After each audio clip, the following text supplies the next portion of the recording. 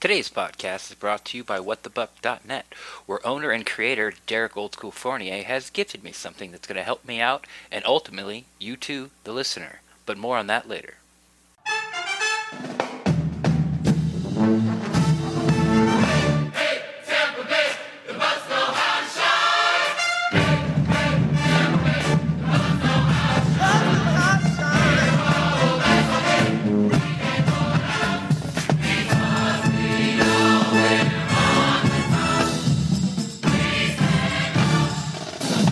Stand up and shout! B-U-C-C-A-N-D-E-R-S,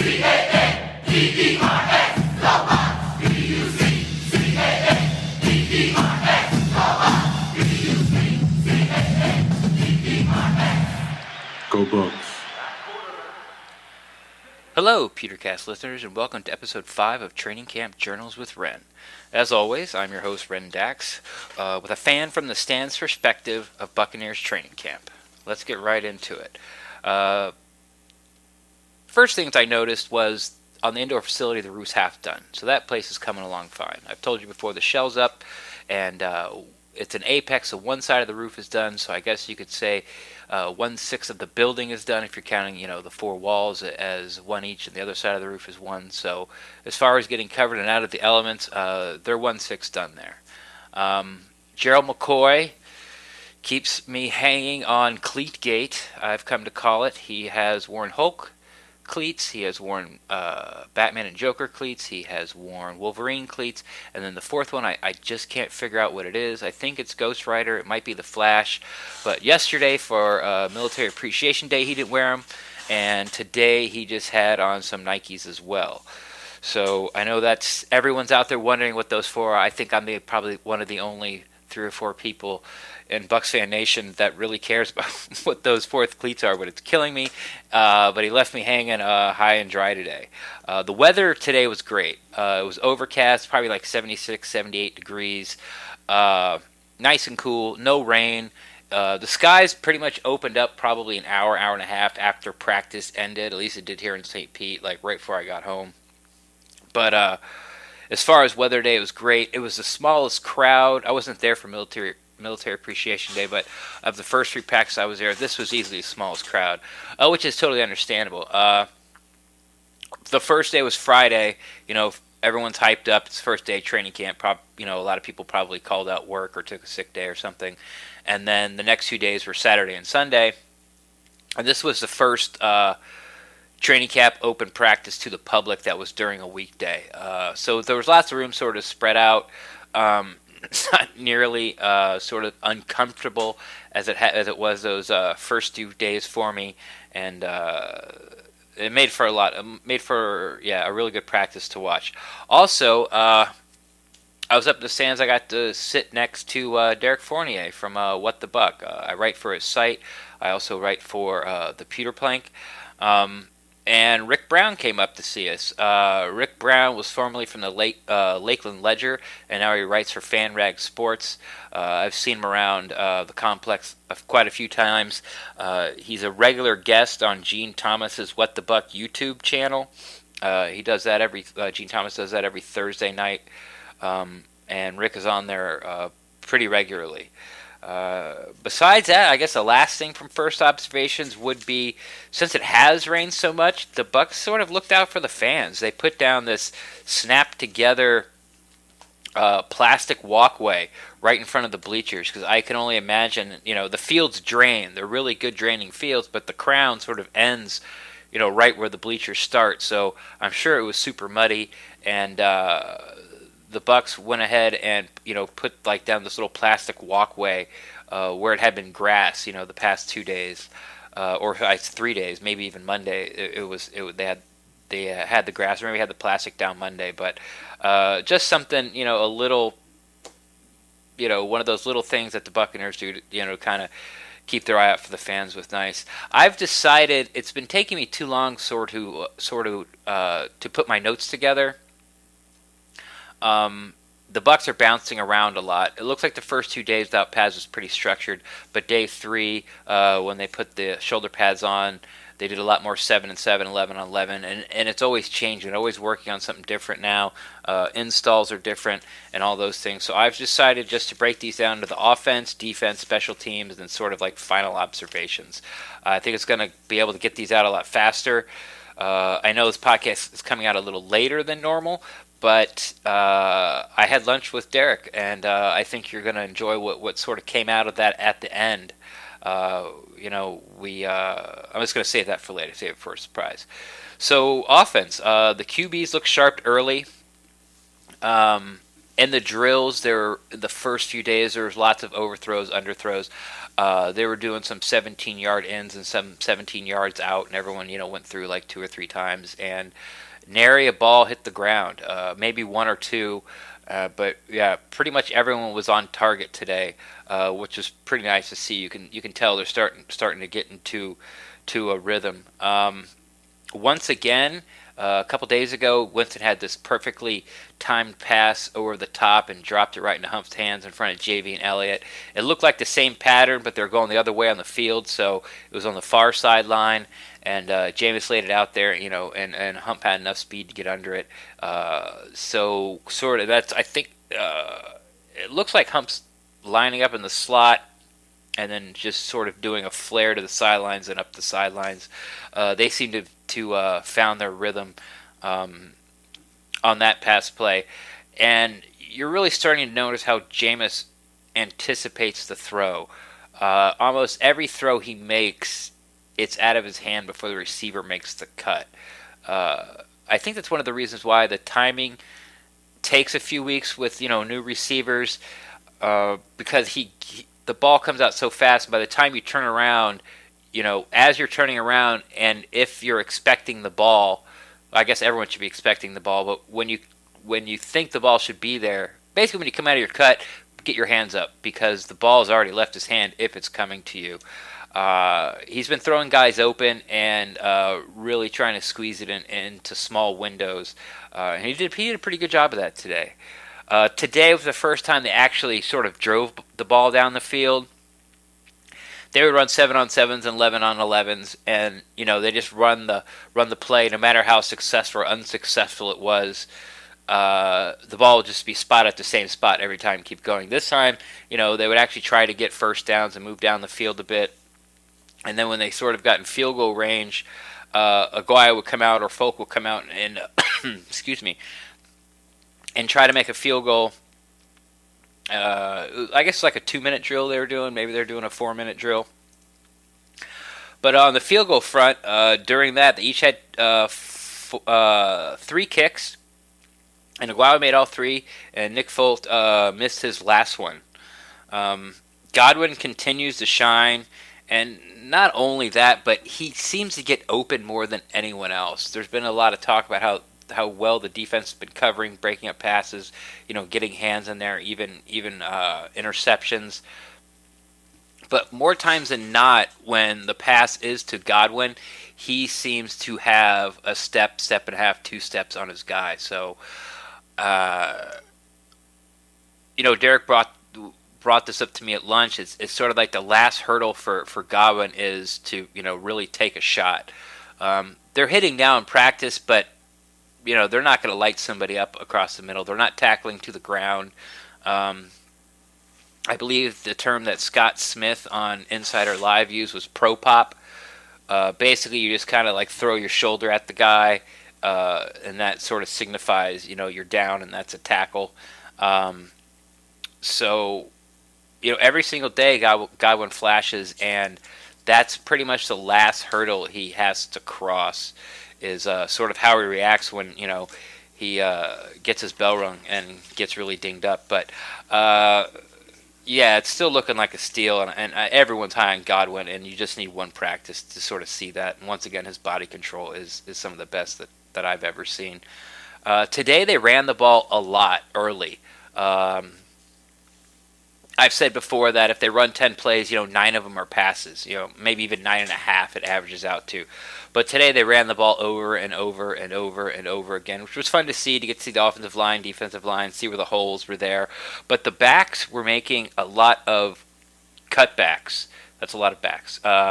the runners were, their initial hole was clogged, and they put their foot in the ground and cut back, and they were getting big chunks. Now, like I said, they're not tackling to the ground, so you can't really know for sure if they would get these yards, but there is a lot of open space on these cutbacks that the runners are doing, and they're sort of doing it a lot. You've seen maybe probably a few tweets, from the Pewter Report, Joe Bucs fan, Riley Allen about some of these cutback runs that they've been doing, but today was really prevalent because they kept doing. Excuse me, I'm sorry. They kept doing, run drill after run drill after run drill after run drill. The backup QB battle. Ryan Fitzpatrick was running with the 2s again today, and Ryan Griffin with the 3s. Dirk Cutter's in the press conference. I think they're still switching that back and forth. So, but they both look good. I think Fitzpatrick had a pick today. Griffin did not, but it's neck and neck, and sort of that narrative that Ryan Fitzpatrick is, as soon as he came into camp, was going to be the backup quarterback. We're seeing, every day more and more that that's not true, that's really an open competition. As far as the 5th wide receiver position goes, I'm seeing a lot of drops out of Huff, which, it's kind of expected. Bernard Reed and Freddie Martino. It seems that if there's a drop, these guys are dropping them daily, and if there's a bad drop, it's usually one of those 3. Not something where the receiver has to go and get it, would have been a good catch, or leap up and it's off his fingertips, or it's down off his shoelaces, where it had to be outside the norm of a catch. Where if you saw it, wow, that was a good grab. But the ones that face mask high, chest high, thigh high, these seem to be the 3 guys that are the ones that are dropping the easy ones the most for me. And to wrap up the offense, after practice, once again, this seems to be, I think this is something they're just planning on doing. But once again, they had, Jameis and Griff. That's Ryan Griffin. I'm going to start calling him Griff. I just like it. Jameis, Griff, Cameron Brate, O.J. Howard, and Anthony Auclair again. Horn sounds. They huddle up. Coach Cutter sort of does a little speech to the team, and then they break off, and those guys go over there and they start working on the intricacies. I think it's really more for. I think Ryan Griffith's there is sort of to talk to the tight ends and how, sort of what the quarterbacks are looking for. Jameis is there to get the timing down with them. So it's really more for Auclair and Howard, and Brate just shows up because, he's smart. It's like he's got the best chemistry on the team with Jameis, and he wants to keep it, so he shows up there as well. So that brings us to the defense. The first thing I noticed today, Chris Baker is a ham. He was dancing. Whenever it was stretching, he was dancing, doing a little booty shaking. I tweeted out a video of that at practice. He was feeling it early. And when the kickers were out there kicking, they had I'll get to this in the special teams section of the podcast, but when they're out there, going sort of head-to-head at different yardages, Baker was behind him, and it looked like he was heckling him. You couldn't hear it, because the Bucs play that music, and it's loud. You couldn't hear him, but, there was a couple of boom mics over there from Hard Knocks, and, they were over Baker, and so I hope I want to see what he had to say, but it looked like, he was no more than 2 yards behind Aguayo and Folk when they were kicking. He was giving it to him pretty good. Jay Hayes has been switching out his defensive line, and even the starters. They did 11 on 11s at 2 different times today. They did it early, and then they sort of did an install, which is like a slow walkthrough. I've talked about that before. And then the next time they did 11 on 11s, the defensive lines were different. He's getting everybody in there, and everyone's getting a chance sort of to shine. But the ones that, for the first 11 on 11s, Ryan Russell, who Dirk Cutter pointed out is saying that he's going to sort of replace Jaquez Smith until, Jaquez Smith, until he gets back from his surgery. Of course, Cheryl McCoy is out there, Robert Ayers was out there, and Noah Spence was out there. And then when they went to that second 11 on 11 later in practice, Lambert was out there, Golston was out there, George Johnson and Clinton McDonald were the first guys out there on the field. So he's using all his pieces, very opposite of what Monte Kiffin used to do. I think the Super Bowl team, the 2002 Super Bowl team, had of course you had Sapp and you had Simeon Rice and then Darby and somebody else, and I think the only person who really came in and sort of spelled everybody was was Anthony McFarland. So different era, different way, but everyone's getting a chance sort of to show what they can do, and they did well today. There was lots of pressure by the defensive line. I would have to say that the defense won the day. Now it seems that when the install is a lot of like short passes and the passing routes are always different each day on an install. Like this was sort of a short passing day. The routes are different, and the lineups are different, but they're all sort of short. It seems on days like that you feel like the defense wins, and then when the days where they're stretching the field out, you feel the offense wins. So I'm going to keep my eye on that and see if that stays true. So is it a give and take, or is it really just the defense is winning that day and the offense is winning that day, or is it just really have to do more with the install? Vernon and Javian Elliott had back-to-back pass breakups today. That was nice to see. Vernon seems to be in high spirits, a lot more high spirits than he was last year. If you should check out his mic'd up, it's on Buccaneers.com, and I'm sure it's making its way around social media if you want to see it. He was mic'd up yesterday's practice, and I sort of called him a beverage snob, and if not in a bad way, it's a playful way. If you go check out the video, by the end of it, you know exactly what I'm talking about. Robert McClain, he's been playing second and third string nickel or corner, I should say, because Wilcox is playing a lot of that nickel as well. He seems to be in there. I've seen him in there with the ones a little bit today, as well as Javian Elliott. They seem to both be doing really well. You get just bigger size with Wilcox. He's so close to the line of scrimmage, he probably helps out a little bit better in the run. He has a reputation as a thumper, as a hitter, but he's probably a couple inches and 20 pounds heavier than Javian Elliott. So the Bucs really made an effort to get stouter up the middle, signing, free agent Baker, and then drafting Tuiko Avatu, and then they got Beckwith, who's the biggest linebacker on the team. They get Wilcox. Justin Evans is also a big guy. So they're sort of like a baseball team, strong up the middle. But Robert McClain had a pick. That tunnel screen that I said they're still doing, and they did a lot of screen passes on Sunday.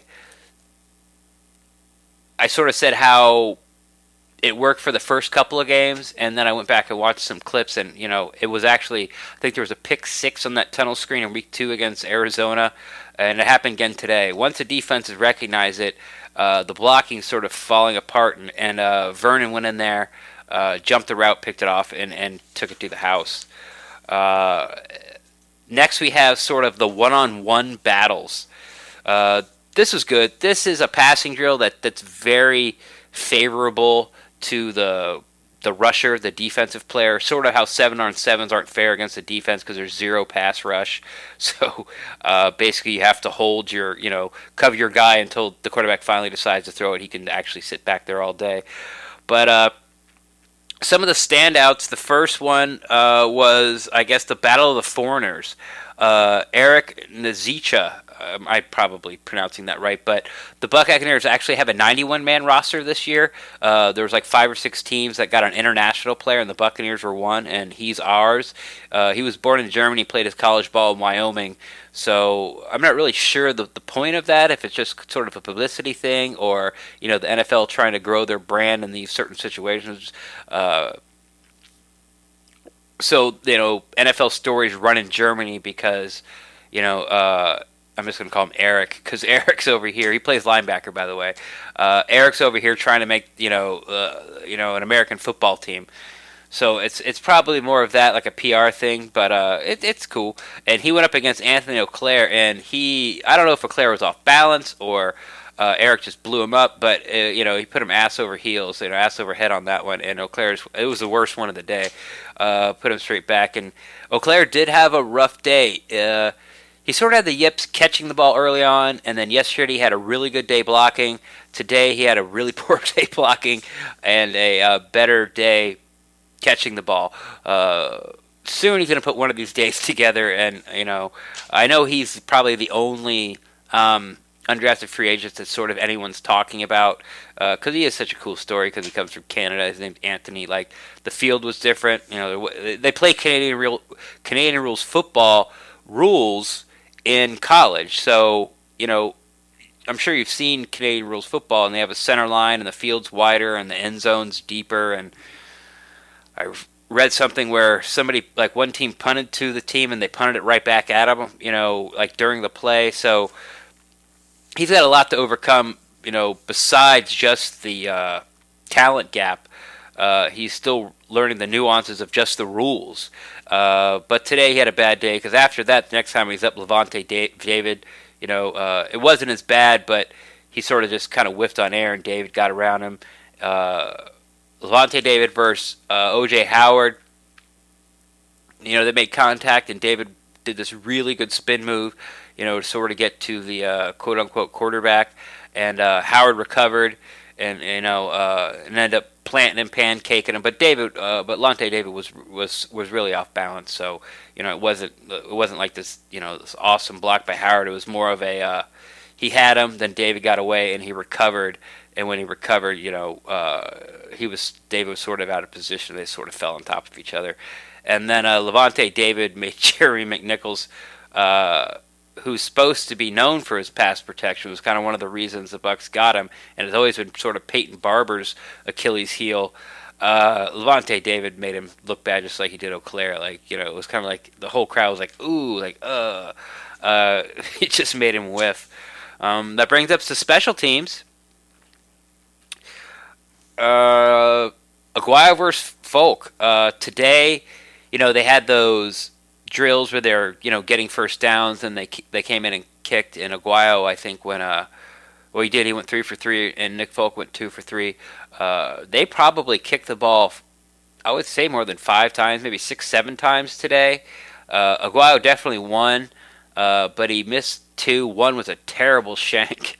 It was it wasn't as bad as this, but it was bad enough where you could say like it would have landed in one of the tunnels at Ray J. He hooked it that bad.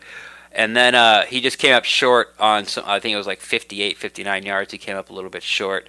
But he actually ended up doing better than Folk, who was sort of erratic and all over the place. One thing I did notice about the when they're having this sort of kicking competition, there's no nets behind the goalposts, and they're kicking towards the end where the indoor facility is, and there's a goalpost, and it's probably only 10 yards to like an 8-foot fence, and then probably only another 10 yards, and that might be stretching it, to the indoor facility. So a lot of these kicks, especially the closer ones, when they're making them, the ball's like, they're peppering the construction workers, and just ball after ball that's just, it's over there, flying in between the skeletal beams of the indoor facility and like landing in the dirt. And I just found that amusing. I thought I'd pass that along. It's like, hey, put up a net, guys. It was just something that just, they just didn't think it out, because in years past, they could, they just there wasn't a problem about it. And now they're up there, and it's like, I keep kicking it into the construction site. And the last thing on special teams was the rotation on punt returner. They did a lot of jug machines work with that, and they also did a full coverage where guys would run down and guys would block on for punt returns. And the guys back there today were Dye, Reedy, Justin Evans, Ryan Smith, Huff, and Bobo Wilson. It looks like Devontae David's dreams of becoming a punt returner are over again this year. Hashtag dream over. He did a lot of it when they were in, just basically shells, shorts and shells, underwear football, as the phrase has been coined around here. So no more goofing around for Levante David. I guess it's just something he likes to do. Maybe they let him do it because he works on his hands. Maybe he talks it into that. It helps me with my interceptions, so they let him go back there and field a few. But now that the full pads are on, I haven't seen him back there. And a couple of final thoughts. One. When these are just observations, little funny things, sort of put you there at camp. I've told you about that little alleyway that they have. They put up like sort of a mesh fence, and they give like, oh my God, pardon me, I'm sorry. They give like 2 yards, and then they put up another mesh fence, and in between that 2 yard gap is sort of where all the camera guys and all the beat reporters, the guys from Joe Bucs Fan, Pewter Report, when Derek Fournier wants to get down there, What the Buck, he's down there. Jenna Lane from ESPN's down there. They're always, and I'm glad they do it, because if they didn't, bend down and get down on one knee to sort of take their pictures and their videos that they put out on Twitter, like they would block probably the first 3 rows of Buck fans. But they're always sort of, especially now with the field still being soggy, they're always sort of like, wiping stuff off their knees, and it doesn't really look super comfortable. And I think they should just, they should just go out and buy some volleyball knee pads. Those extra large, super duper huge, super thick volleyball, women's volleyball knee pads, or I guess men's volleyball too, that they wear. I just kept watching these guys. I'm like, why don't they put a towel down? And then it sort of popped my head in the knee pads. Maybe I'll buy some and gift them to somebody, and see if it works. I don't know, if they like them, or they just laugh at me or look at me strange. Also, when the players come over for the autographs, this is something I've always thought about. You see it in every sports event. You see them always grabbing, the person's pen, usually a Sharpie, to sign. Most people have savvy enough now to sort of bring their own, but every once in a while you'll see somewhere where, like a little kid will hand the guy a hat and he has nothing to sign with. There's actually people that when practice is over have a handful of Sharpies. So they're about 5 yards off the mesh fence, and if the player wants to come up and, they just sort of they see players coming up to sign autographs, they just hand them a Sharpie. So it's another one of those little things that, the Bucs sort of thought of everything. Maybe every organization does it. It's the first time I've ever noticed it. So I thought that was kind of cool. And then this is sort of going to spoil that Vernon Hargraves video. He was very obsessed about the temperature of the Gatorade, if you watch that mic'd up video. And he was one of the people that came over, and there was a lot of people there, and no, it wasn't screaming and yelling. It wasn't like Jameis was there or Mike Evans was there or Gerald McCoy was there. But Vernon comes walking over, and you hear somebody yell like, "How was the Gatorade today?" And he sort of laughed and smiled and gave a thumbs up. He was like, "Yeah, perfect temperature." So that's going to be it. That's sort of the recaps. These are probably going to get a little shorter and shorter. I'll keep reporting on the position battles and all that, on all those things. But as far as like the cool little nuances or something that I see new, the more and more I go to practice, the less and less new things I'm going to see. But I do have an announcement, and I'm glad to announce that Derek Fournier, old school, owner and creator from What the Buck, he has transferred his member-exclusive practice pass to me. Tomorrow is closed to the general public. It's just like I said, member-exclusive practice. And he had an extra pass, and he transferred it to me, so I'll be getting to go to practice tomorrow. It's going to give me a little more access. I'm not sure exactly how much I get. I don't know if I'm going to get down on Radio Row, closer sort of in front of What Buck. That might just be Sweet Holder area. But I will be able, there's always sort of a line that the general mission can't get to. It's sort of like at the 20-yard line down towards the end zone, down towards One Buck. If you're sitting in the stands on your left-hand side, and I've been sort of stopped twice The first time I didn't really notice. I didn't understand. Guys, like, hey, he's like, hey, you don't have credentials. You can't come down here. I'm like, oh, okay. And the second time, I just wanted to see if I could get down there, and I couldn't. So I'll be there tomorrow at practice, which means there'll be a new episode coming tomorrow, another bonus episode. So thank you very much for whatthebuck.net and Derek, and for getting me that. So let's just wrap this up. You can find me at Twitter at Ren Daxt. That's REN_DAXT. Always down to talk Buccaneers football. I'd like to give a shout out to the handful of people, the handful of Buck fans that have DM'd me on Twitter, direct messaged me, and sort of thanked me for this. And some people listen to on their commute to work, and they're just sort of giving me a private shout out because the messages are longer than 140 characters. And thank you very much, everyone that's doing that. It means a lot to me. This is a labor of love, but it does take up a big chunk of my day. So, thank you everybody for listening to the show. Training Camp Journals with Ren. I'll be back tomorrow. This show falls underneath the Pewtercast banner of podcasts. And until tomorrow, everybody, you know the words. Go Bucs.